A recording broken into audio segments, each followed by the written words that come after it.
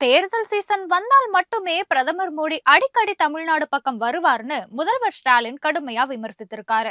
இது தொடர்பா அவர் வெளியிட்டுள்ள எக்ஸ் தள பதிவுல, தேர்தல் போது மட்டும் தமிழகம் வரும் பிரதமர் தமிழகத்திற்கு தர வேண்டிய 3458 கோடி ரூபாய் சமக்கர சிக்ஷா கல்வி நிதியை எப்போது கொடுப்பார்னு கேள்வி எழுப்பியிருக்காரு. டீலிமிட்டேஷன்ல தமிழகத்துல தொகுதிகள் குறைக்கப்படாது என்ற உறுதிமொழி பிரதமர் வாயிலிருந்து எப்போது வரும்னோ, பாஜகவுடைய முகவர் போல் செயல்படும் ஆளுநருடைய அராஜகம் எப்போது முடிவுக்கு வரும்னோ, 10 ஆண்டுகளாக இன்ச்சு இன்ச்சா மத்திய பாஜக அரசு இழைத்து வரும் மதுரை ஏஐஐஎம்எஸ் என்னும் 8வது உலக அதிசயம் எப்போது தங்கள் கண்முன் வரும்னோ, இயற்கை பேரிடர்களுக்காக தாங்கள் கேட்ட நிவாரண தொகை எப்போது கிடைக்கும்னு அவர் அடுக்கடுக்கான கேள்விகளை எழுப்பியிருக்காரு.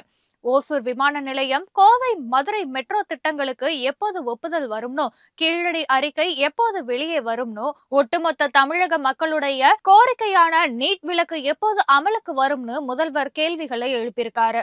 தொடர்ந்து துரோகங்களை மட்டுமே செய்யும் பாஜக கூட்டணிக்கு தமிழ்நாடு எப்போதுமே தோல்வியை தான் தரும்னு முதல்வர் மு க ஸ்டாலின் தெரிவிச்சிருக்காரு.